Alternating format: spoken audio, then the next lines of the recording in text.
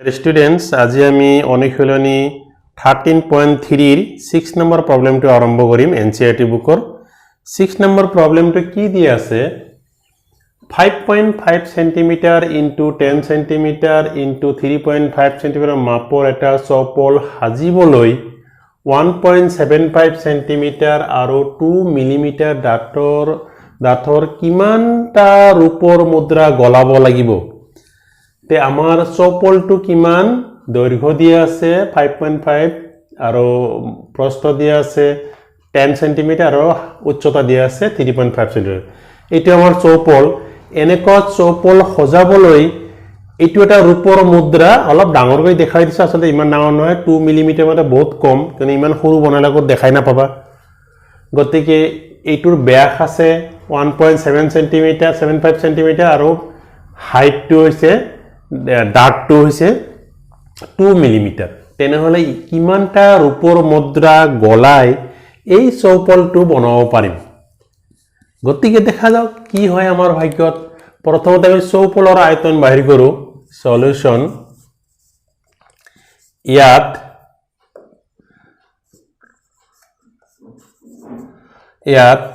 চৌপলৰ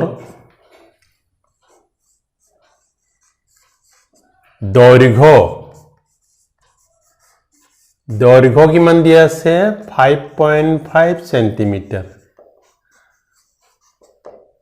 প্ৰস্থ দিয়া আছে 10 cm আৰু উচ্চতা দিয়া আছে h equal to আমাৰ কিমান দিয়া আছে 3.5 cm এই বিলাক আমাৰ মান বিলাক দিয়া আছে দৈৰ্ঘ্য l প্ৰস্থ b আৰু উচ্চতা আমাৰ 3.5 cm দিয়া আছে গতিকে এই চৌপলটোৰ আয়তন কি হ'ব অতএব চৌপলৰ আয়তন চৌপলৰ আয়তন ইকুয়াল টু আমি কি জানো l into b into h l মানে হৈছে আমাৰ 5.5 আৰু b হৈছে 10 এটো হৈছে 3.5 এই কেইটা যদি আমি পূৰণ কৰো কেনেলে কি হ'ব 192.5 সেন্টিমিটাৰ কিউব এটো হ'ব আমাৰ চৌপলৰ আয়তন গতিকে আমি চৌপলৰ কথাটো গম পালো এতিয়া আমি ৰূপৰ মুদ্ৰাৰ আয়তন বাহিৰ কৰো ৰূপৰ মুদ্ৰাৰ ক্ষেত্ৰত কিমানটা ৰূপৰ মুদ্ৰা লাগিব ইয়াৰ সমান এটো আয়তনৰ লগত মিলি যাব আচ্ছা এতিয়া আমি ৰূপৰ মুদ্ৰাৰ ক্ষেত্ৰত চিন্তা কৰো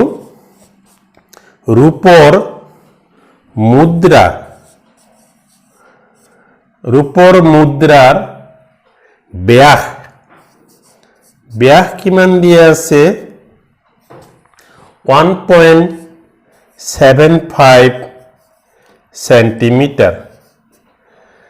ব্যাসাৰ্ধ কিমান হ'ব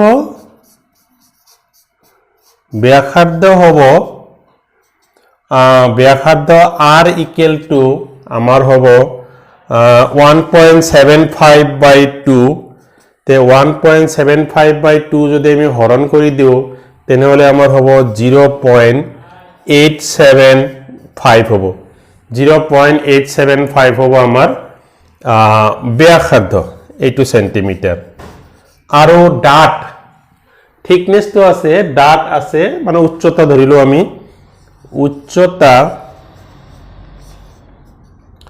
উচ্চতা আমাৰ আছে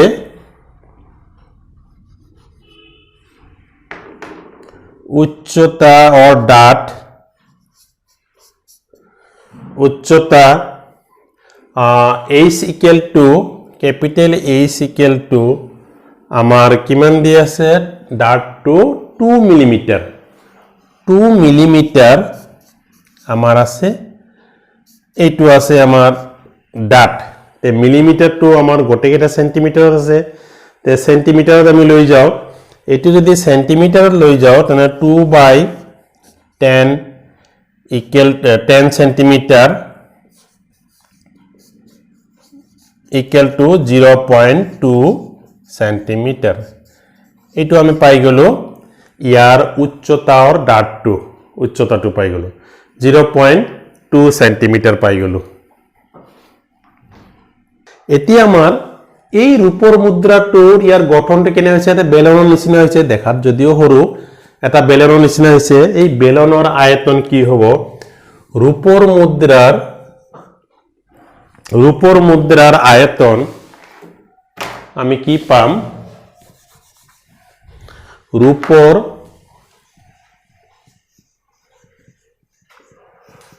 মুদ্রার আয়তন আমি কি পাম পাই আমি ক্যাপিটাল আর এটু আমার আর স্কয়ার ক্যাপিটাল এইচ ধরি ললো পাই আর স্কয়ার এইচ এতিয়া আমি পাইৰ মানটো আমি কি জানো 22/7 আৰৰ মান আমি কি পাইছিলো আৰ ব্যাসাৰ্ধ পাইছিলো 0.875 হোল স্কয়াৰ ইনটু এইচ মানে 0.2 সেন্টিমিটাৰ গতি আমাৰ গোটেইকিটা পাই গলো 0.2 সেন্টিমিটাৰ এতিয়া আমি এইটো যদি গোটেইখিনি যদি আমি পূৰণ কৰো 22/7 আৰু এইটো গোটেইখিনি যদি আমি পূৰণ কৰিলে আমি কি পাম 0. পূৰণ কৰি 7 ৰ দ্বাৰা যদি হৰণ কৰো তেনেহলে আমি কি পাম 0.48125 সেন্টিমিটার কিউব এইটো পাম আমি রূপর মুদ্রার এই সরু চেপেটা রূপর মুদ্রার আয়তন পাই যাম আমি কিমান 0.48125 সেন্টিমিটার কিউব এতিয়া আমার কথা হল কিমানটা রূপর মুদ্রা গলালে এইটোর আয়তনৰ সমান হ'ব ধৰিলো ৰূপৰ মুদ্ৰাৰ সংখ্যা হল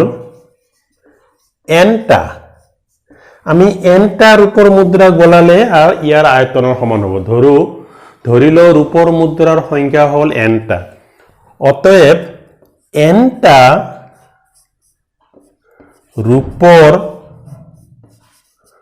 মুদ্ৰাৰ আয়তন ইকুৱেল টু এটা ৰূপৰ মুদ্ৰাৰ আয়তন হৈছে ইমান গতি এন্টাৰ হ'ব n2 অকল ইয়াৰ লগত পূৰণ হৈ যাব n ইনটু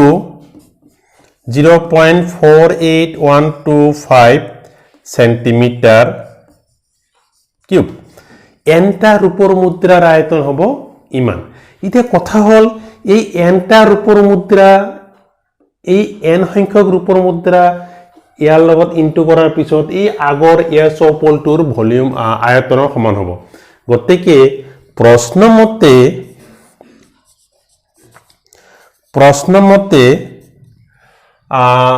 আমি কি পাম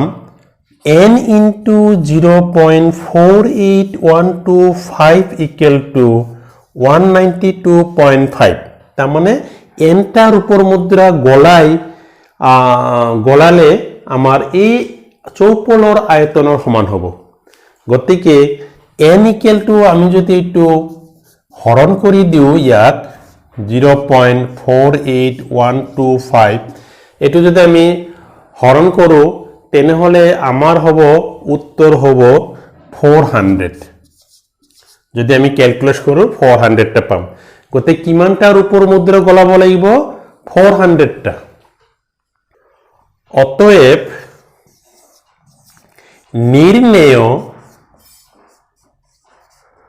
রূপর মুদ্রার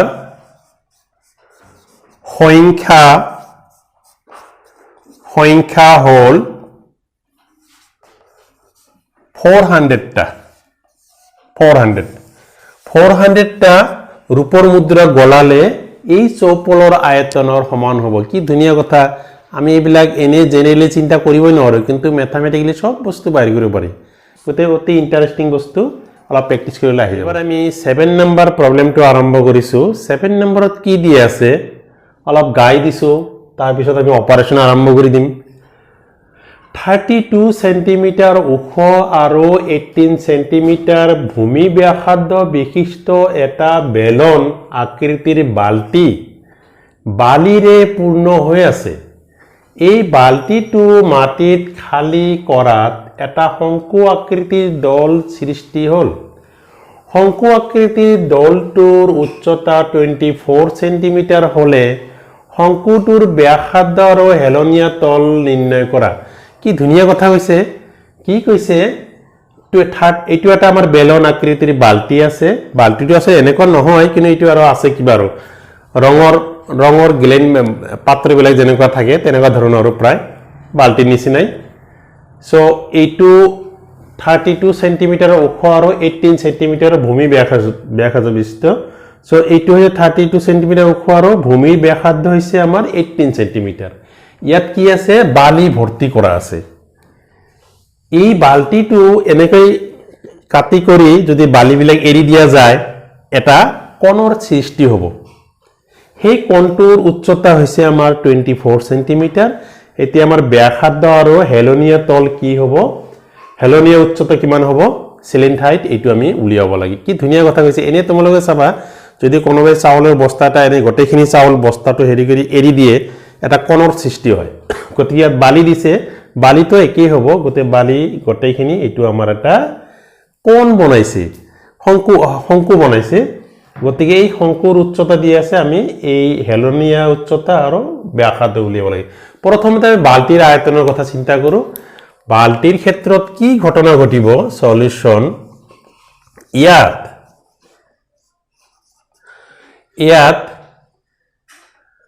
বেলনৰ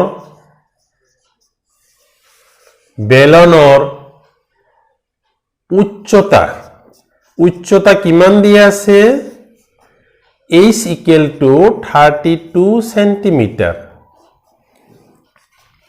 h equal to 32 সেন্টিমিটাৰ। ব্যাসাৰ্ধ কিমান দিয়া আছে, ব্যাসাৰ্ধ r equal to আমাৰ দিয়া আছে 18 সেন্টিমিটাৰ। অতি ধুনীয়া কথা। অতএব বেলনৰ আয়তন কি হ'ব, বেলনৰ আয়তন equal to pi r square h। pi r square h হৈছে বেলনৰ আয়তন। এইটো আমি পাই গ'লো। এতিয়া আমি মানটো বহাই দিওঁ, পাইটো পায়ে ৰাখি থৈ দিওঁ। r ৰ মান কিমান আছে, 18 স্কোয়াৰ, আৰু h ৰ মান আছে 32। আমি ক্যালকুলেশন নকৰোঁ, এইটো আমাৰ জেনে আছে, তেনে থৈ দিওঁ, পিছত লাগিলে আমি ক্যালকুলেশন কৰিম। আগতে ক্যালকুলেশন কৰিলে নাম্বাৰবিলাক অলপ ডাঙৰ হৈ যাব, আকৌ কষ্ট হৈ যাব। এইটো গ'ল আমাৰ অনলি বেলনৰ ক্ষেত্ৰত। এতিয়া আমাৰ এই যে কোণ শংকু এটা পাইছোঁ, শংকুৰ উচ্চতা দিয়া আছে। শংকুৰ ক্ষেত্ৰত কি পাম,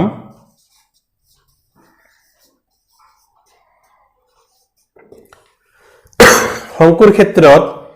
উচ্চতা দিয়া আছে, উচ্চতা ক্যাপিটেল H ধৰো আমি। উচ্চতা H ইকুৱেল কিমান দিয়া আছে, 24 সেন্টিমিটাৰ। তে আমাৰ কি বিচাৰিছে, আমাৰ পৰা শংকুটোৰ ব্যাসাৰ্ধ আৰু হেলনীয়া তল নিৰ্ণয় কৰা। সো ব্যাসাৰ্ধ capital R equal to what, হেলনীয়া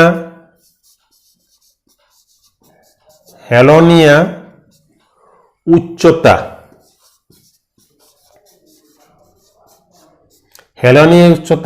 L ইকুৱেল টু হোৱাট, এই দুটা আমি উলিয়াব লাগে। এতিয়া আমাৰ শংকুৰ আয়তন কিমান হয়, শংকুৰ আয়তন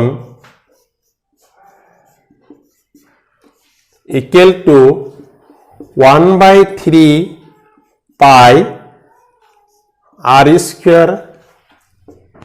h এইটো আমি জানো 1/3 পাই r স্কয়ার h সো এতিয়া আমাৰ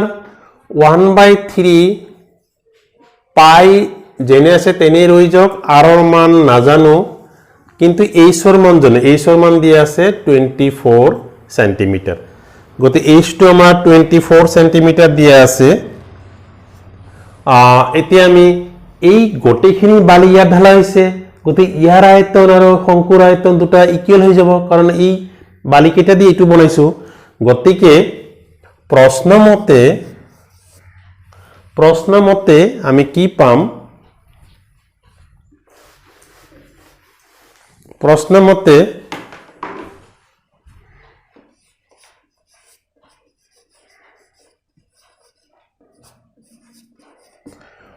বেলেনৰ আয়তন আৰু শংকুৰ আয়তন একেই হ'ব কাৰণ এই গোটেইখিনি বালি ইয়াত ঢালাৰ কাৰণে এই ডাঙৰ শংকুটো পাইছো প্ৰশ্নমতে পাই 18 স্কয়ার into 32 equal to 1/3 পাই r স্কয়ার into 24 এটো হৈ যাব দুটা আয়তন একে হৈ যাব এনে আসলতে নহয় কিন্তু আমি এই গোটেই বালিখিনি দি এটো বনাইছো তেতিয়া আমাৰ ইকুৱেল হৈ যাব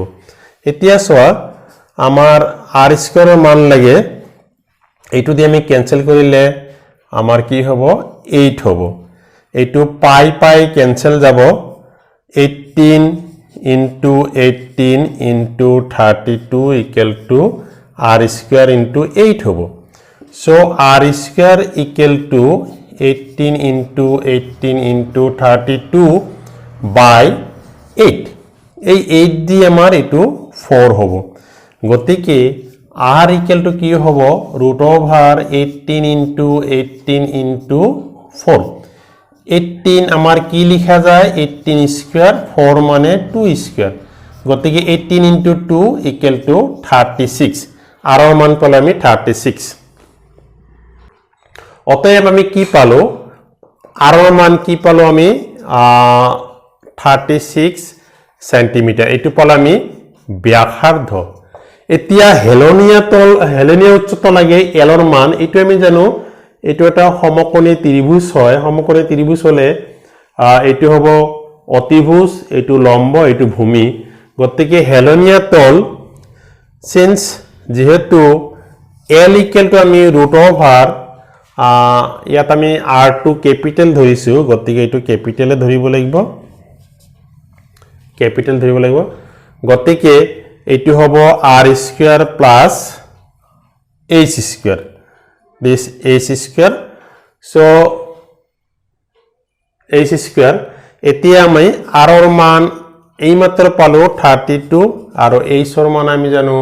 24 দিয়ে আছে এটো 24 তে 36 স্কয়ার and 24 স্কয়ার যদি আমি কৰো 36 স্কয়াৰ 1296 হয় আৰু 24 576 হয় এই দুটা যদি আমি প্লাস করো তে প্লাস করিলে আমার কি পাম এই দুটা হবো আমার 2 7 এটো 16 17 5 and 7 8 1872 পাই যাম এটা যদি আমি প্রাইম ফ্যাক্টরাইজেশন করব এখানে আমার কি হবে 1872 এটো যদি আমি প্রাইম ফ্যাক্টরাইজেশন করো 2 দিলে 2 9 2 36 আকৌ 2 দিলে 2 4 2 6 2 8 2 2 2 3 4 2 1 17 এটো আমার 3 দি যদি দিও 3 দিলে 3 3 jar 9 3 9 এইটো 3 13 তেনেহলে আমি কি পাম ইয়াত root over 2 square into 2 square into 3 square into 13 এইটো হ'ব আমাৰ 2 2 3 root over 13 this is 12 root 13 আমি পাই গলো মানটো পালো 12 root 13 অতএব আমি কি পালো নির্ণয় ব্যাসার্ধ নিৰ্ণেয় ব্যাসাৰ্ধ পালো আমি নিৰ্ণয় ব্যাসাৰ্ধ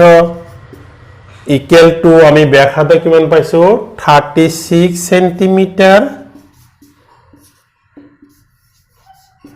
আৰু হেলনীয়া উচ্চতা আৰু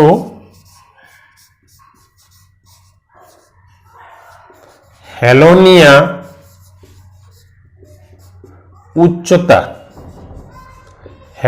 উচ্চতা আমি কি পাইছো 12√13 সেন্টিমিটাৰ এই দুটাই আমাৰ অ্যানসাৰ হয়ে গেল কতে আমাৰ পৰা কি বিচাৰিছে শংকুটোৰ ব্যাসাৰ্ধ আৰু হেলনীয়া উচ্চতা নিৰ্ণয় কৰা আমি ব্যাসাৰ্ধ পালো 36 সেন্টিমিটাৰ আৰু হেলনীয়া উচ্চতা পালো 12√3 সেন্টিমিটাৰ এইটো আমি পাই গলো গতিকে আশা কৰো বুজি পাইছা বুজাৰ কোনো কথাই নাই কিন্তু যিমানেই যি নকৰা প্ৰেক্টিস তো কৰিব লাগিব তোমালোকৰ নাম যেহেতু ষ্টুডেন্ট গতিকে একদম ভাল কৰি সূক্ষ্মভাৱে চালে গতিকে কোনো প্ৰবলেমে নাই আৰামত এনসাৰটো ওলাই যাব গতিকে যদি ভাল পাইছা তেনেহলে মোৰ চেনেলটো অলপ সাবস্ক্ৰাইব কৰি দিবা আৰু যদি বেয়া পাইছা কৰিব নালাগে